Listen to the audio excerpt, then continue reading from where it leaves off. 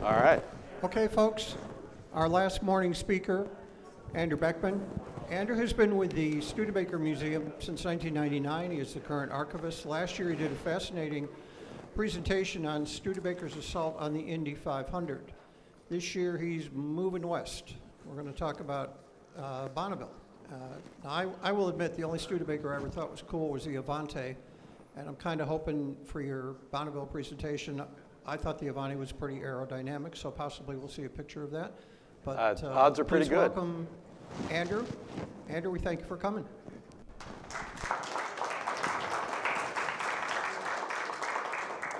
Well, thank you so much for having me. And forgive me, so I donned my glasses. Unlike Skip, I was told I look like a guy who buys his glasses at Target, which is actually accurate.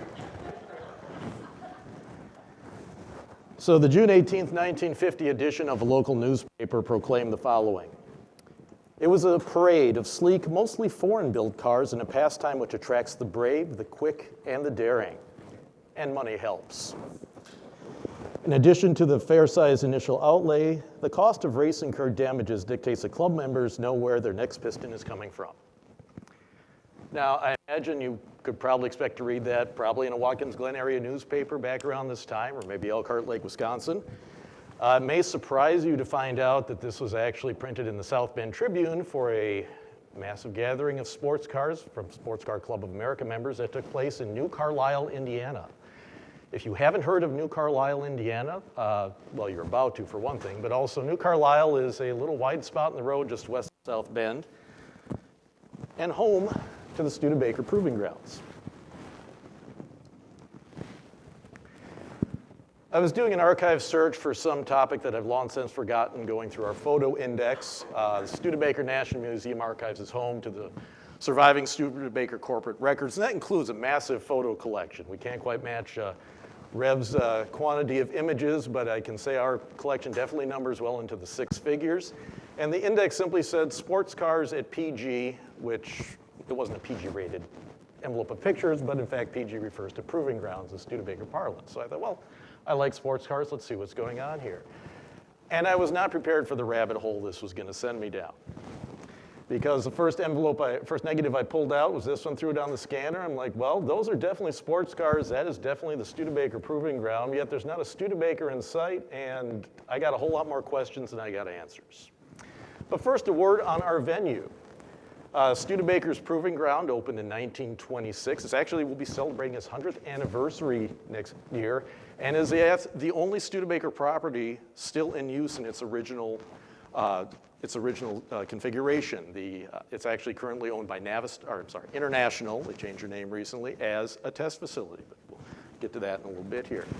The site was 600 acres west of South Bend in New Carlisle, Indiana, just off of State Road 2.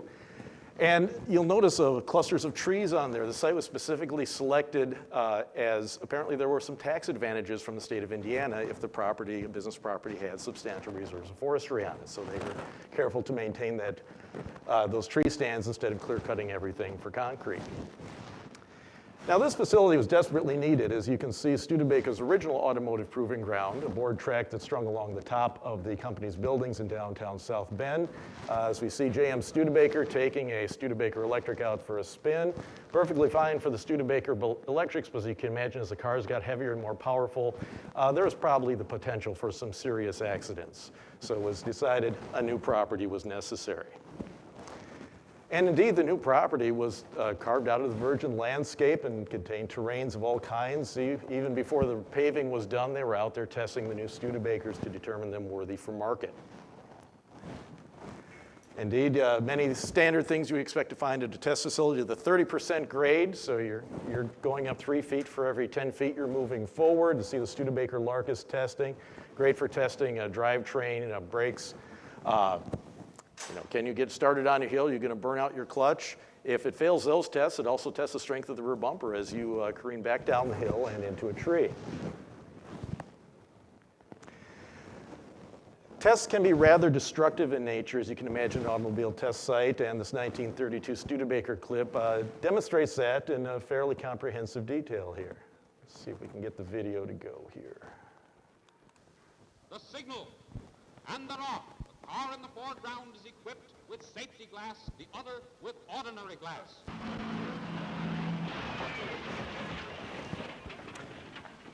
No one was injured in the making of this film.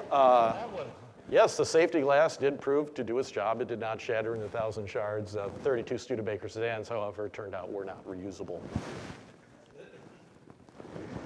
In 1938, Studebaker decided to add some identity to their proving ground property. In particular, it was a Studebaker executive. They were flying into the South Bend Airport, which is on the west side of South Bend, and a passenger commented, it's like, what's going on with that property down there? It looks like a big racetrack with no grandstand. And he thought, maybe we should do something about that. They actually planted 8,000 white and red pine trees to spell out Studebaker from the air. Those are still there today. If you are flying in or out of South Bend and you're on the 27 West runway, just if you're on the right side of the plane, you can see Studebaker proudly spelled out. As we mentioned, it remains there today. Now that part of the property is part of the Bendix Woods County Park, part of the St. Joseph County Park System. To the south of the Studebaker trees there, you'll see that is the Navistar Proving Ground. And as I mentioned, still used actively for testing of all products. But the site of our little presentation here today is the 3-mile high-speed oval. This may have noticed it at the initial picture. That was part of the plan from the beginning. 3 miles, a half mile longer than the Indianapolis Motor Speedway's oval, and banked for high-speed testing. And best part of it is Navistar Prior International, they're very gracious about, especially the Studebaker people. We've been able to have our Studebaker Club meets out on the oval. They let you take a couple laps. I can tell you my 1964 Studebaker did make it around the track without incident at speeds much higher than are legally permitted on modern roadways. So as we get into the next part of our talk here, I'm pleased to say a huge thank you to Duke and all the folks at the IMRC. I emailed saying, hey, is there any chance you've got some SCCA newsletters available from the early 1950s? Got a response back right away. Sure, what are you looking for? And I'm looking for these. And I think I emailed right after breakfast, and I had a nice little Dropbox or file transfer in my inbox right before lunch. Can't thank you enough for that. That's, in the Studebaker world, the slogan is always give more than you promise. That is truly an example of that as well.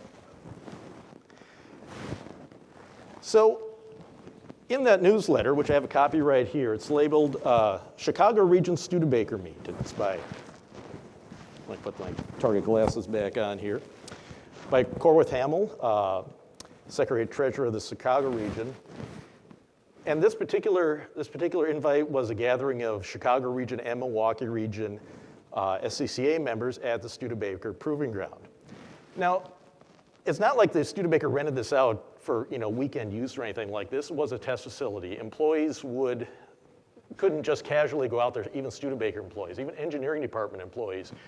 You needed to have business or reason to be on site. Otherwise, it was pretty much closed doors to tourists and other people who wanted to see what was going on. But we figured the Studebaker had an in, and that in was through the Studebaker Design Department. And the design department at that time, it was a little different arrangement at Studebaker. Unlike GM's art and color section, which was definitely part of GM, Studebaker contracted with Raymond Loewy Associates for their styling services.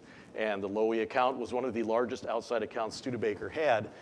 And a lot of the designers were sports car nuts themselves. Robert Burke was head of the South Bend Design Office, and it's from his fertile imagination and skill that brought us the bullet-nosed Studebakers in 1950 and the iconic 1953 Starlight Coupe and Starliner hardtop. Jake Aldrich, another staff designer who later went on to a long and distinguished career at GM. Fred Horning and Kurt Bain were clay modelers in the design department. Albrecht von Goertz, an actual German count, that's what they nicknamed him around the studio. He had been a veteran of Studebaker, or of Loewy's design firm in Europe, and had made his way over to South Bend. Tucker Madewick was another staff designer, and thank you to Mr. Madewick. In 1998, 1999, he penned little mini biographies of his co-workers at Studebaker and published them in the Studebaker Club magazine, Turning Wheels.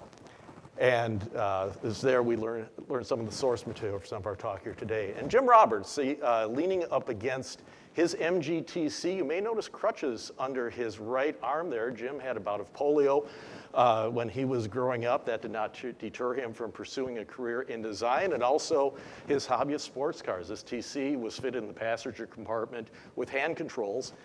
Later on, it would be fitted in the engine compartment with a supercharger. And you'll notice he is ready for action on the track that day. You'll notice the headlights are turned around on the TC. I didn't know you could do that on a TC, presumably to save any potential damage that might occur to his headlight lenses.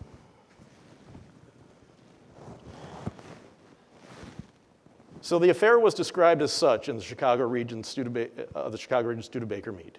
The proving grounds were made available to the club through the courtesy of the Studebaker Corporation, the officials of which were most hospitable. They even provided lunch, cokes, a tow truck, an ambulance, and 4 courtesy cars, not to mention 4 well-equipped mechanics who worked with the members' motors most of the day. Some additional personnel on hand that day. We have another Studebaker designer, Vince Gardner. Vince was a veteran of Loy for a lot of years, and he actually brought his Studebaker sports car, the Gardner Special. This was a custom-modified 1947 Champion 3-passenger coupe. And Tucker Manitowoc described Vince as just, he was a capable designer, tremendous talent. He could work in any medium, whether it's sketching, drawing, working with metal, plaster, whatever. He could do it. So he actually drew out what he wanted, the modifications he wanted to make for the Champion. Then he made, I think it was an 8th scale model. Then he actually made a full-scale clay model before rendering the car in metal. And sharp-eyed people will notice, wait a minute, I think that negative is reversed. Yes, it is, and I plead guilty on that because when you were looking at TCs and T-days with left and right-hand drives throughout putting this together, I knew I was going to miss one, and that's the one I missed. The Gardner Special was around South Bend for a lot of years. It still survives today. Last I'd heard, it was in a private collection out in Arizona. Can anyone identify the gentleman on the right, the Silver Fox gentleman on the right, a veteran of automotive design? Anyone? I see Don. Don looking. All right. Virgil Exner, between his stints at Studebaker and Chrysler, he was working as a freelance consultant. He actually had contracted with Studebaker's engineering department. His presence there could have been a little awkward. He was fired by Raymond Loewy in 1947 after some rather not nice shenanigans involving the 1947 Studebaker. That's a talk for another time. And he is talking to Harry Hartz, a veteran of the American motorsports and also a veteran of Studebaker's engineering department. So the automobiles were just, I'm stunning. This is, I can only imagine, probably the first Ferrari to set rubber in the state of Indiana. Definitely the first Ferrari to appear in New Carlisle, Indiana, I can tell you that. The owner is none other than Mr. Jim Kimberly, Gentleman Jim, and has noted this is the first Ferrari that he owned, apparently one of a number of them.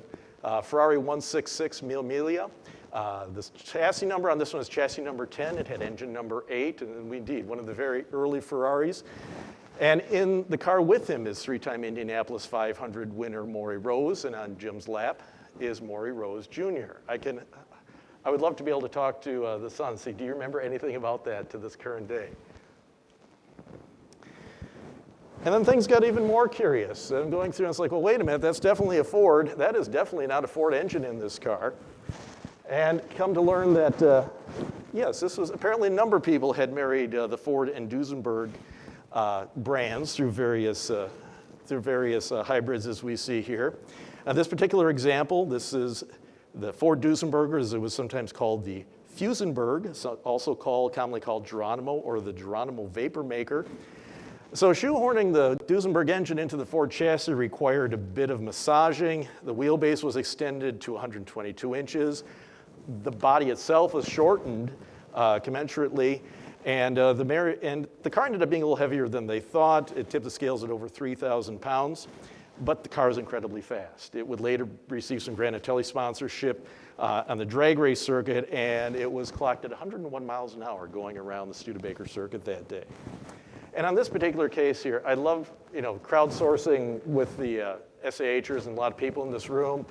Bob Barr and I were casually talking. He's like, I think I remember seeing something about this. So I emailed Bob, and then he actually found it was actually a post Don Capps had made on an online forum that detailed the information there. So thank you, Bob and Don, for helping me out with that particular idea on there.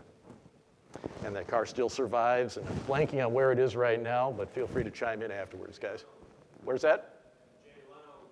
Oh, yeah, check out online for a Jay Leno's Garage feature on that as well. And some other casual cars, some rather looser definitions of sports cars. We see the Cord A12 there, but on the left we have a Healy Silverstone. That was also owned by Mr. Kimberly, but not raced by Mr. Kimberly that day. It must be nice when you have others who can drive your many fleets of cars around at various events like this. We had grand ideas. When I first saw these images, I thought, oh my God, we have to get all these cars together. Let's recreate this proving ground meet for an exhibit at the Studebaker National Museum. And then my boss, Patrick Slabonic, Museum Executive Director, the guy who writes the checks for things like insurance premiums and transportation, he pointed out that our insurance liability would about treble our actual exhibit budget for the year, so he thought maybe we should scale it back. So we were able to get the Healy Silverstone in the museum and do a little exhibit on the adventures at the Proving Ground. Yeah, I heard it. Who said Dave Garraway? Yeah. Dave Garraway was there with his Jaguar SS100, and I think this captures probably a lot of sports car ownership, the look on his face, the tools in hand, and I believe some puddles of coolant may be coming out the bottom of the car. Mr. Garraway had some struggles with the car. Studebaker mechanics were on hand, and the South Bend Tribute article also pointed out that Dave Garraway, nationally famous radio and TV star, raced his yellow alligator leather upholstered Jaguar for 2 laps of a 6-lap race before the car gave up after what Garraway explained was an explosion of smoke and fumes. Earlier, he had enlisted Master Studebaker mechanics to help him make a carburetor repair barely in time to make his qualifying trial. After the car conked out in the race, Garraway claimed he wasn't even interested enough to have the car taken back to Chicago. In an award ceremony after the program, he was said to be in the market for a sailboat. I don't think he traded the Jaguar for a sailboat. The car is still around today. It's gone through a number of owners. Not congruous, Wayne Carini was the most recent owner I saw that. I heard of actually owning that car, but a fascinating history on that, but again, that's a talk for another time. So again, I'm like, wait a minute, that's not a Muntz, that's the Curtis, the predecessor of the Muntz jet. And another interesting car is the South Bend Tribune pointed out that this car had a Studebaker Champion engine. Most of the Curtises had the Ford V8s, and I gotta say, between the two, if you want performance, the Ford V8 is probably the way to go.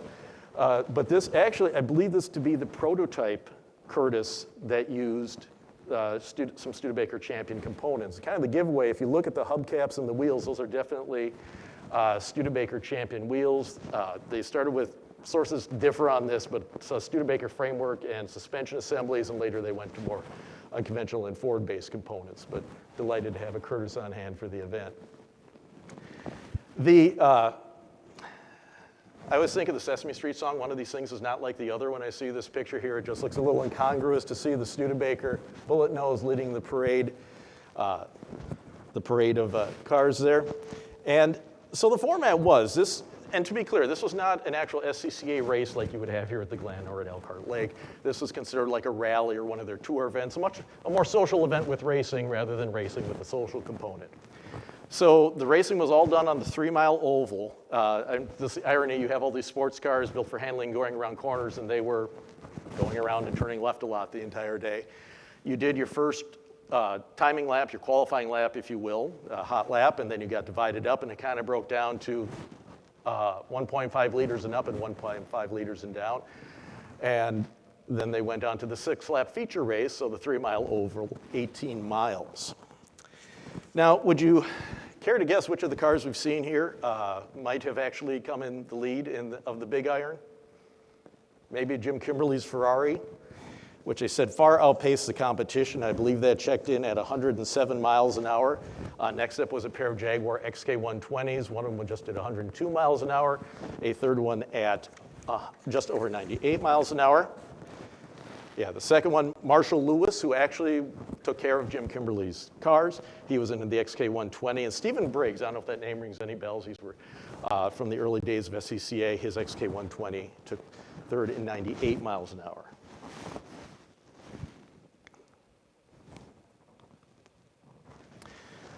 So I mentioned, in addition to the write-up in the SCCA newsletter and the South Bend Tribune, also got coverage in the Studebaker Spotlight, the Studebaker Employee Magazine. And it was from there, once I found it in the Spotlight, I started going through the rest of the Spotlights for the next few years, and sure enough, found out that this was one of actually 4 SCC events held at Studebaker's Proving Grounds in the early 1950s.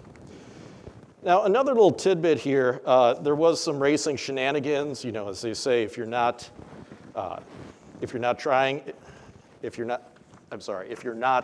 cheating, you're not trying. And that was actually the case, as they found this actually took place in the women's portions of the races, where there was some shenanigans involving the actual ethics of the competition for the ladies' races. The last event of the day was a relay race in which all the ladies were divided into 2 teams with a gent or 2 to balance out. The first person on each team ran to her car, a la Le Mans, carrying a bucket full of water. She then circled the track, parked her car, and ran with the bucket to the next teammate's car. Each team was penalized for loss of water from its pail. Everything went hilariously until Joan Hamill went out in a great burst of wheelspin, only to conk out completely. Sorry, forgot my papers out of it. It seems her spouse inadequately secured the radiator hose, which came off after the second race, and Joan's vivid acceleration tore it loose, drenching the motor. The awarding of the trophy for this event was somewhat complicated by the conspiring of the last 2 competitors who stopped at a pond on the backstretch, refilling their buckets, and finished in a neat dead heat. The trophy was finally awarded to the team whose bucket had the most tadpoles in it. I mean, how much more fun would SCC be events if we, gave away trophies based on tadpoles these days?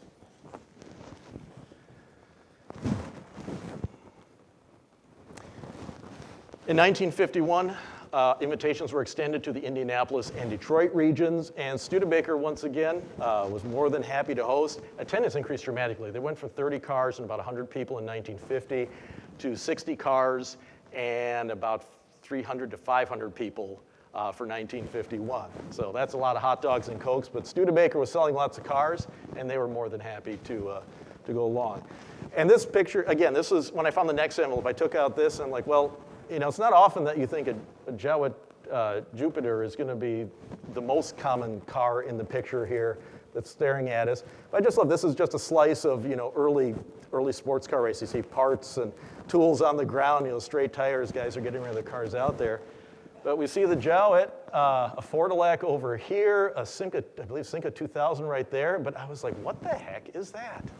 I'd never seen anything like that. And I started down another internet search and eventually found out the Harris Special, a home-built car by Ben Harris in the early 1930s.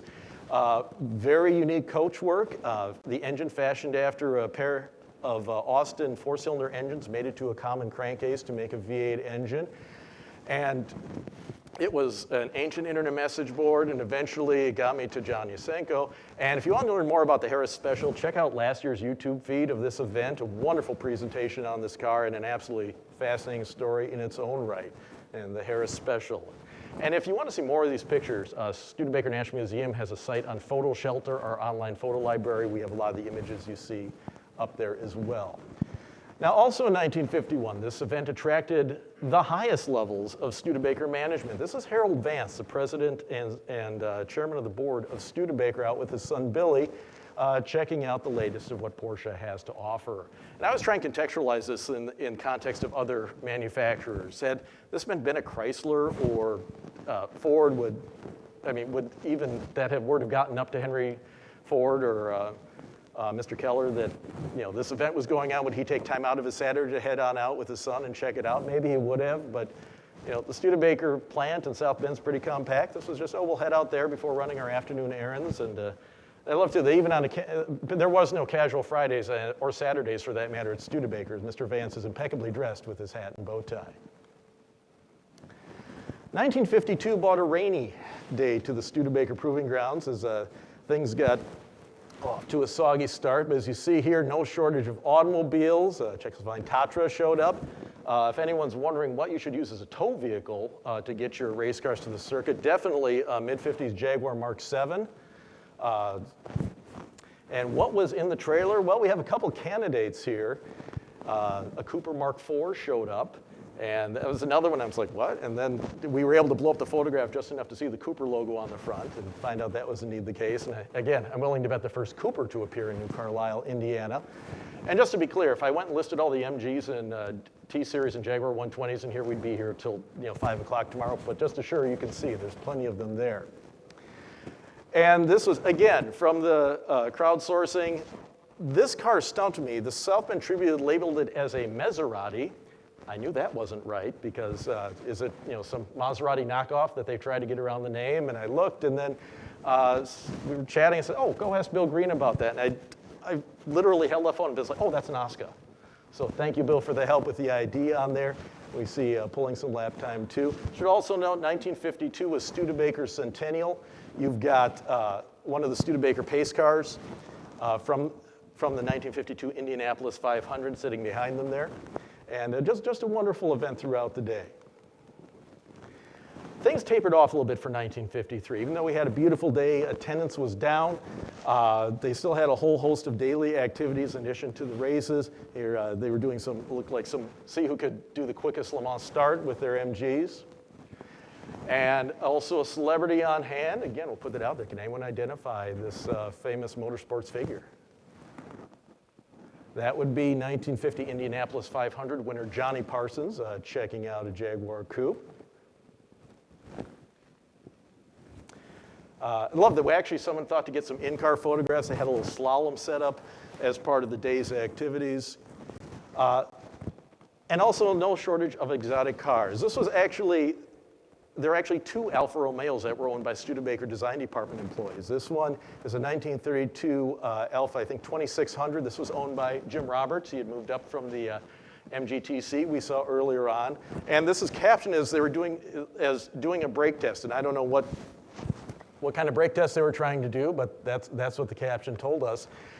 John Cuccio, another Lloyd Department employee, he was actually out at the 1951 race with his 1931 Alfa 2300. Love to find out the whereabouts of both of these cars. Cuccio's Alfa, he actually did a handmade radiator shell for it, custom. And at last report, that car had gone back to England. So I guess the automotive equivalent of the county fair dunk tank is to, if you're on a proving ground and you got the water basin for water testing cars, you were free to take your sports car through there during the 1953 event. Open cars, lots of water, questionable electrics. I fail to see where this could possibly go wrong.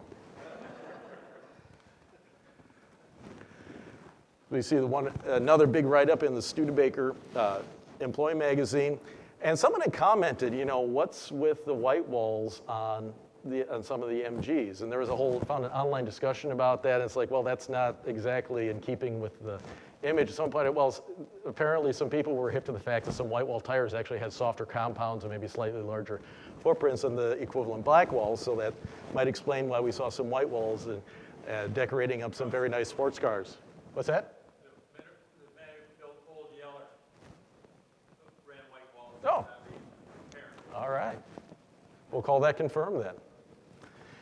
But this is the final event at the Studebaker Proving Ground. So this would have been July of 1953. Studebaker was, frankly, very busy in the middle of 1953 into 1954. Unfortunately, they were busy with losing lots of money. Ford and Chevrolet decided to start a sales war in 1954. Studebaker was having production problems with its new 53 Starliner hardtop. There was a lot of stuff going on, and apparently it was decided they couldn't really afford to host the event anymore. It's also possible they had some extended testing use. They just couldn't get the proving ground free for the weekend. And after 4 years in a row with attendance falling off, it's also possible that there was some venue fatigue. Maybe the various regions wanted to go out and do some other things on the weekend. There was also the newly chartered South Bend region of the Sports Car Club of America, too. And actually, they're still active to this very day. But unfortunately, this would be the final time that sports cars would be at the Studebaker Proving Ground. But it wasn't Studebaker's last dance with sports cars. So I mentioned the design department was very much into sports cars on a personal level, but on a professional level, Studebaker also looked at producing a sports car of their own. It got to the full-size clay. This was under the direction of Robert Burke. We saw him at the outset. Would have been built on a 104-inch wheelbase. The photographs for this were dated early 1954, late 1953. And, I you could go down the what if rabbit hole all day, every day in this line of work, but boy, this one just hurts. To look at that, and I thought, boy, why couldn't they have built that? That would have been a stunner. But again, Studebaker's financial position was in no place to bring out a new car. And part of it, too, was Burke had designed the car with a mind towards using existing production components. He even designed a way to shorten the Studebaker frame down to the 104-inch wheelbase. You know, you basically chop it, section it, weld it up. You'd have been good to go. But Lowy insisted, according to the tales I've heard, that if they were going to do this, it would have to be all new tooling, and that was just prohibitive for Studebaker in the financial state they were in. So, you know, anyone customizers out there want to try and build their own little miniature Studebaker sports car, there's your template right there. Give it a go. Studebaker advertising, however, continued to kind of lean into the sports car theme. The Lowy coupes that came out in '53 really embraced a European design. Early 1950s American automobile design can be maybe charitably called rather perpendicular, and Studebaker came out with the very streamlined Studebaker Starlight Coupe and Starliner hardtop. I see in the 1955 their new top-end President Speedster, true sports car style and performance. Now, I would quibble with, you know, maybe the veracity of it's some sports car influence. True sports car style and performance, well, it was good performance. I'm not sure sports car was to the level, but that's what was promoted on. The Studebaker Hawkline, which came out in 1956. The new kind of family car, conceived with a sports car flair. And in fact, Studebaker promoted their Hawkline as room for the family, sports for the driver. You know, a guy who wanted to take the family, you know, had a couple kids, you could put them in the back seat of a Hawk until they got to be about 10 or 11 years old. As someone who rode in the back of a 1956 Studebaker from Manitowoc, Wisconsin to St. Louis, Missouri in 1981, I can tell you, yes, you fit. It's not very comfortable, but it had a back seat and a fairly roomy trunk, and that seemed to be happy for enough people. Unfortunately, the Hawkline would be the Raymond Lowy Associates' last design for Studebaker. The contract had been canceled in 1955. Studebaker was looking to cut costs. And this really kind of indicates Studebaker's mid-50s dark period. There were not many bright spots. The Hawk was one bright spot. But it would not be Raymond Lowy's last go-around for Studebaker, nor would it be Studebaker's last go-around with a sports car. Broad definition here, too.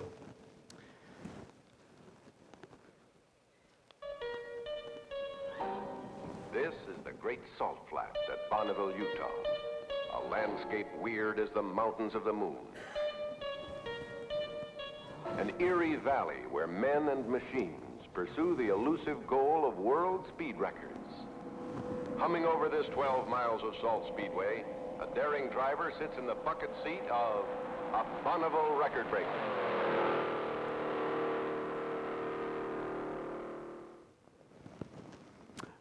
Well now, I promised Salt Flats in the title, and my gosh, you're going to get Salt Flats.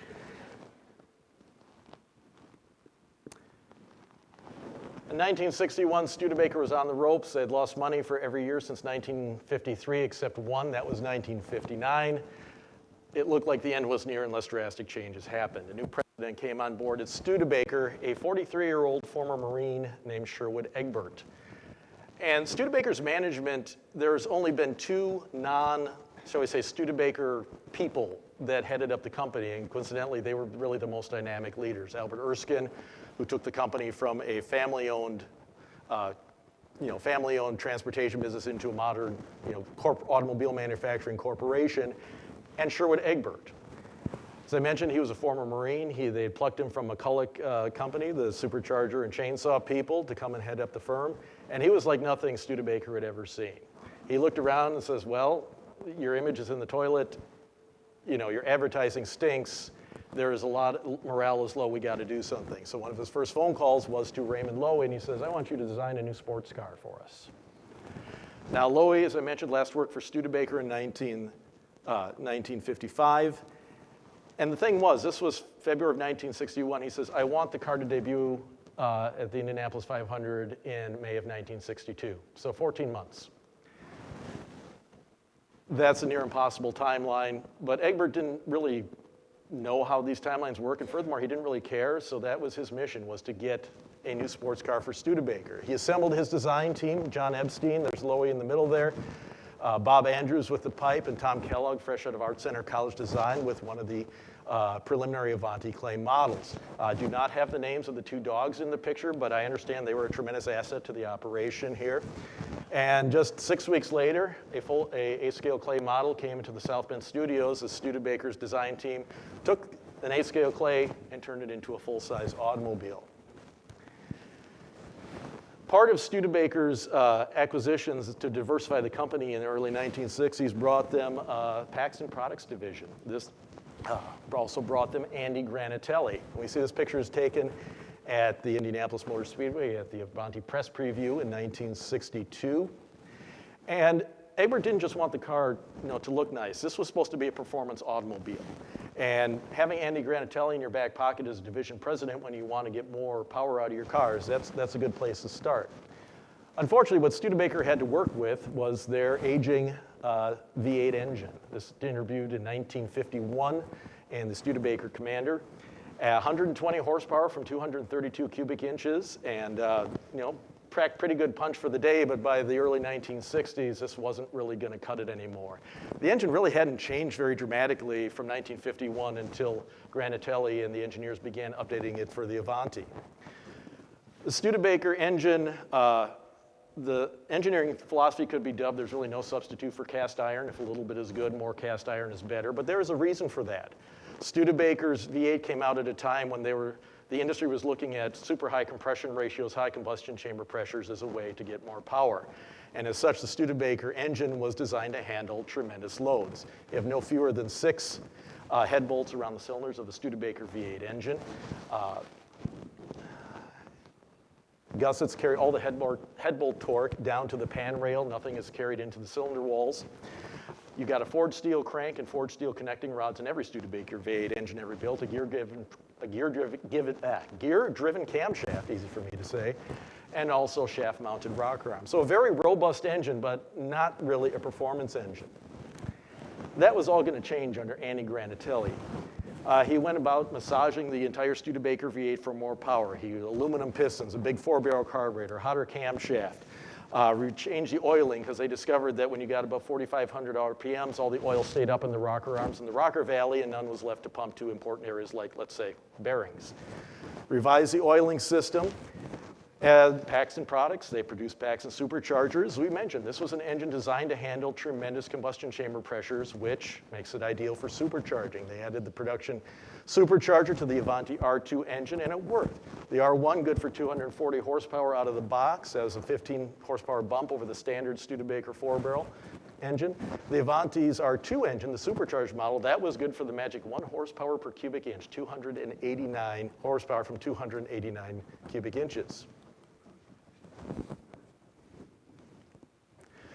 But he didn't stop there. Granatelli engineered 2 more engines for Studebaker. The R3 engine with its little pressure box on the top there. Studebaker has some large port cylinder heads sitting around that they had been working on a few years prior, and Granatelli says, I'll take these. He redid the camshaft again, more pressure, bigger carburetor, and that was the R3 engine, and that was what was powering the Avanti we saw at the video at the outset. And we can see the difference. The standard head on the bottom, the R3 head on the top. You also got new exhaust headers, aluminum intake manifold. The R3 was rated at 335 horsepower from 304 cubic inches. With the optional high output pulley setup, it was dynoed at 411 before it would leave Paxton.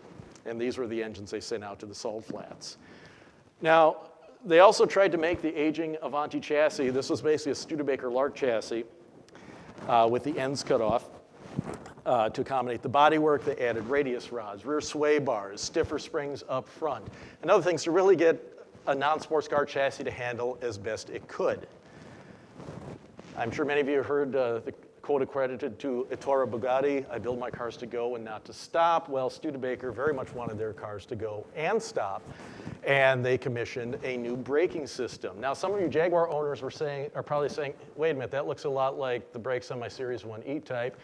It is. They didn't have time to engineer a new system. Bendix, corporate neighbors in South Bend to Studebaker, licensed the Dunlop system from Dunlop, and they produced it. See with the little Bendix logo. And that's great as someone who owns a disc brake Studebaker cars. I can still buy all new wheel cylinders and brake pads and all that good stuff as they fit the Bendix system. But enough of me talking. We'll let the video describe how this turned out here. Or we can, trust me, it was great.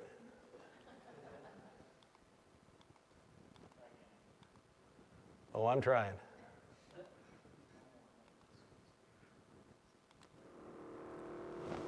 The star of this big effort to clean the slate of stock car speed records is Studebaker's sleek new Avanti from the design studio of Raymond Loewy, built by the craftsmen at Studebaker, skilled vehicle engineers for 111 years.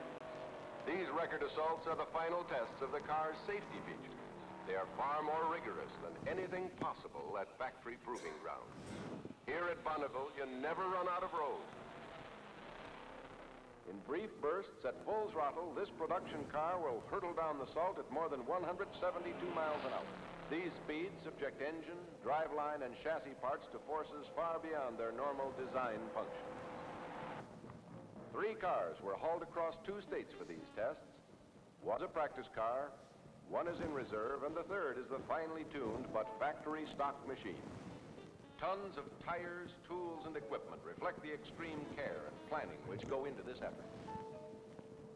The man in command of this most exhaustive speed test in passenger car history is Andy Granatelli, veteran of nearly a score of years of racing. His feats range from the roaring oval at Indianapolis to this strangest of all racing sites at Bonneville. Andy, at 38, has made precision his watchword in a career that has brought him to the status of corporation executive. Fuel, strictly pump variety, the proper tires, and everlasting checking and rechecking of every item on the car contribute to safety, which is the first consideration of such projects. Still, there are hazards, and Andy Granatelli is well aware of them as time draws near for the final effort at record breaking. Seat belts for safety's sake and precision instruments to check every part of the supercharged engine are typical of the equipment on this record-breaking car. The cautious preliminary check runs are finished now. The really high-speed practice runs are ready to start, leading to the assault on the flying and standing start records, from 1 through 10 kilometers and from 1 through 10 miles, over this table-smooth 12-mile ribbon of salt.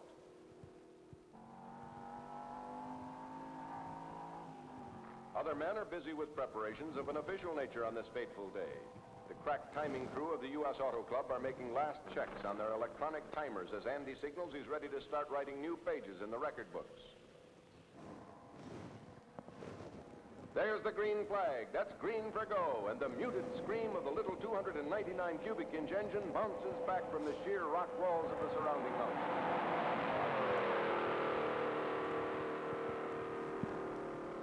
Timers call the speeds over two-way radios, and the car is rolling well past the 150-mile-per-hour mark. Andy pulls out every stop.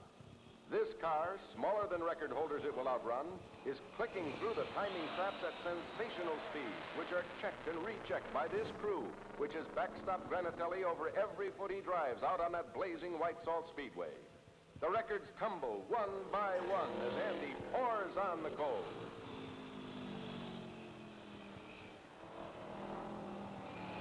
He hits the big one, 168.24 miles per hour over the measured kilometer from a flying start.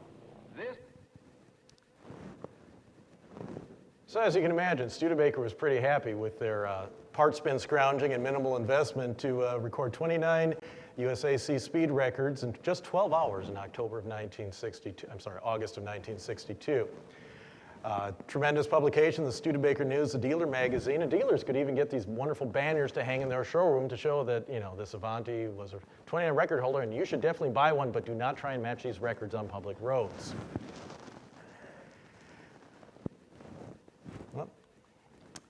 Well, the next logical step would be, since Studebaker basically had the Avanti built on the Lark chassis, was to use the Avanti high performance components in the rest of the Studebaker line. So in 1963, they began offering the Avanti engines, and in the spring of 1963, they began offering a special package called the Super Package. And conveniently, they now could be called the Super Larks and the Super Hawks, were available with a lot of the Avanti's high-speed components. The Super Package got you such niceties as bucket seats, seat belts front and rear, Floor carpeting, grill badge identification, 160 mile-an-hour speedometer, a factory tachometer. You got the heavy-duty rear axle and all the suspension goodies from the Avanti, and also the heavy-duty springs and shocks. And you got a special exclusive color, Super Red, only available on the Super Studebaker models. We see here the reasonable retail price. Well, if you got one on a Hawk, that would set you back a whopping $345, about $500 on some of the lesser equipped models. Studebaker went back to Bonneville in April of 1962 to see exactly how the Larkin Hawk did on the Bonneville Salt Flats. And they were very happy to come back and point out that not only couldn't do the Avantis 168 miles an hour, but 132 and 140 miles an hour. That's no small potatoes for a factory production car. And minimal chassis prep compared to that too. Studebaker had, an old kingpin front suspension that dated back to 1951. But again, these are all forged components. These are very heavy duty. They were able to handle the punishment and the rigors of the high speed very nicely. They continued to promote the performance into the 1964 model year. We see you promoting the Super Series Studebakers. Come on. And they returned to Bonneville once again in the fall, October of 1963 with the new 64 models.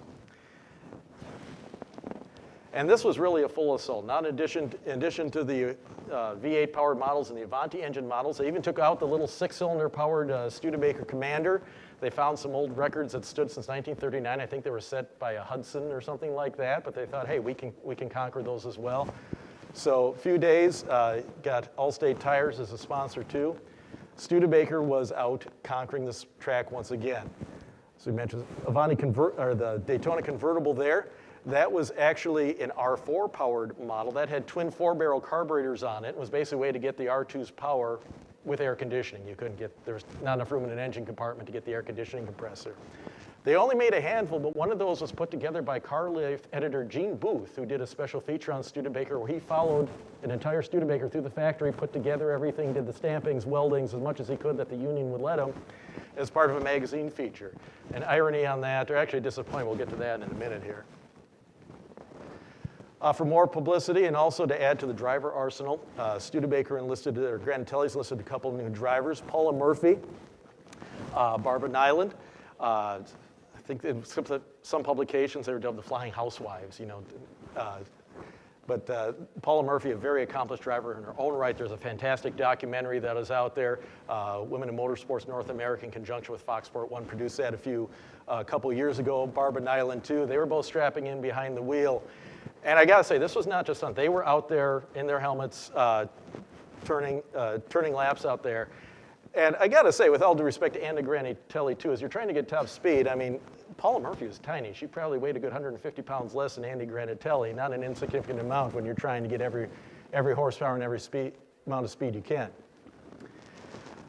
This time, 72 USAC marques at Bonneville, and Studebaker's established their 1964 models as super performance cars in every price range.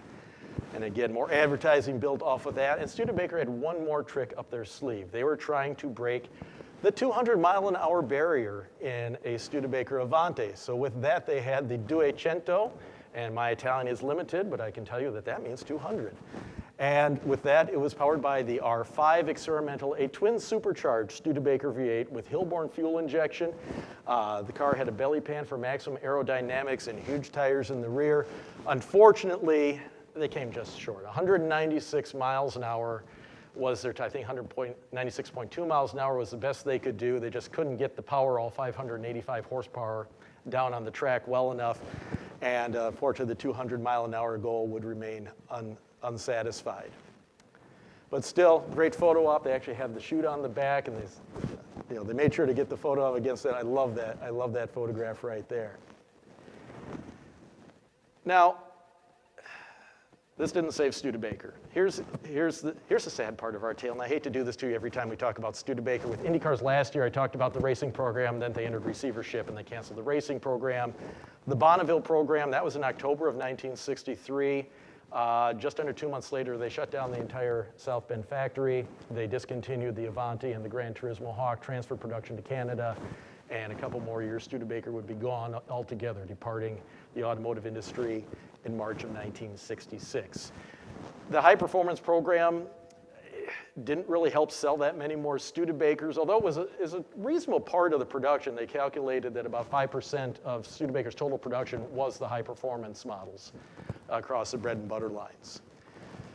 But the fact Studebaker was never able to crack the 200-mile-an-hour barrier with the Avanti really rankled some Studebaker Club members for a lot of years. So in 1988, an Illinois SCCA member, Ron Hall, decided he was going to take his wife's Avanti, dump an R3 engine into it, and see what they could do to conquer the 200-mile-per-hour mark at the Bonneville Salt Flats in the newly minted D production supercharged class. It was really ideal for the Studebaker engine, it's 5-liter minimum, and production engine. And needless to say, as you can guess by the car right there, they finally did achieve it in 1993. They finally conquered the 200-mile-an-hour record in a Studebaker-powered Avanti. Lots of little tricks of the trade. Again, maybe we'll make that a talk for next year. And the coda to this whole story was after they conquered 200-mile-an-hour mark, someone said, "Hey, Ron, you should call Andy Granatelli, see if you can tell him about that." And he's like, "Yeah, sure. Why don't I call Joe DiMaggio and also see how he liked playing in the 1951 World Series?" But eventually he called and found Andy's offices, left a message with the secretary. He said Andy called him back after lunch and they talked for an hour, and it was the most amazing conversation you ever had. He's like, "Well, how'd you do this? Well, how'd you get around this? We couldn't do this. Well, we did this, we did that." And a wonderful coda to that. And today, the Studebaker high performance world, it's much like a cult TV series. I know that there is tremendous interest. Right now, the Muscle Car and Corvette Nationals in Chicago, there's a Studebaker display of Studebaker's muscle era, which, by the way, was a whopping 18 months from the debut of the Avanti in May of 1962 until production ended in December of 1963. I'm sorry, 16 months. But much like fans of the TV show Firefly or Freaks and Geeks, it's a very rabid fan base, and they are always clamoring for more and very enthusiastic. And to that, we at the Studebaker National Museum are very thankful for, and there's still Studebaker activity relevant on the Salt Flats today. But with that, thank you all very much, and I'd be happy to answer any questions. Andrew, that was great as always. We know the ending, which is sad. With a Studebaker talk, that's always the ending, I'm sorry to say. It's true. Right. But it's kind of like what happens in Titanic. But anyway, no, terrific talk. Does anyone have any questions or comments for Andrew? So it's me again. Are you aware that I believe, and I don't know off the top of my head, that there was an IMSA GT car Avanti that ran at the 24 Hours of Daytona? Oh yes, that got extensive coverage in the Studebaker Club magazine back in the early okay. 80s. That's next year's spread? Okay, I'm done. Okay, come back next year for that. Okay, I don't think this is unique to Avanti, but you've got a body style there that still looks attractive over 60 years later. The Avanti is a curious... But But- that wasn't a question. Oh, That was an observation. The question is, why did those cars sit so high and have such narrow tracks compared to the ones today? Was there a technical reason? Have aesthetics changed? the answer is yes to both of your questions. So when Studebaker engineered a new chassis for 1953 models, in 1953 Studebaker chassis and a 1966 Studebaker chassis differ only in wheelbase, and but all the design's basically the same. Harold Vance, who we saw the picture of with his son Billy looking at the Porsche, he was chairman of the board at Studebaker, and his thing was he didn't like wide cars. So Studebakers, if you look at any 53 Studebaker compared to the rest of the industry, you see them going down the road, you look like, God, those should just be 4 inches wider. And that was purely a direction from the top. So they were kind of locked into that. They didn't have the money to re-engineer the chassis when the Avanti came along. But as far as the stance, that was also another management director, Sherwood Egbert, who pretty much took a very active interest in the Avanti's design. He wanted that. He wanted that rake, like the kind of the hot rod look is, like, I think one phrase he used was like a dog tracking a rabbit. He wanted that look for the Avanti. And it really gives it that distinct look. The later Avanti 2s, the post-production Avantis, they took that rake out because they wanted more of a, less hot rodish look, more, executive car look. And in fact, the early Avanti 2s, you can see, they actually had to make a filler panel for the fender. And if you look at it in the right light, you can see that. Eventually, they modified the fender, but yeah, that's why that is. Yes? Studebaker also made pickup trucks, right? They did. They made many of them. We have quite a collection at Studebaker National Museum. You should come see us sometime.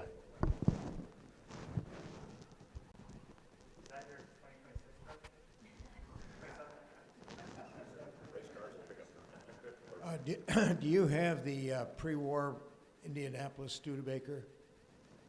Oh, yeah, we have the number 34 car in our collection.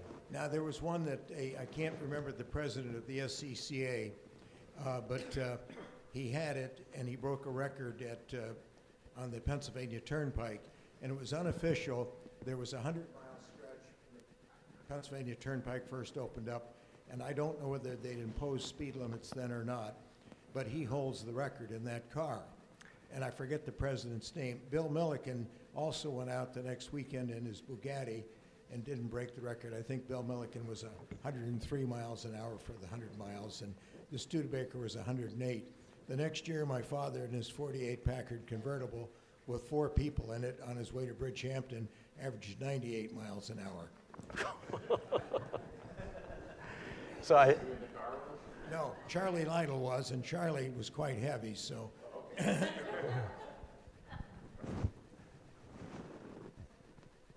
Any other questions? A great way to end the morning presentation, Andrew. Thank you very much. Thank you.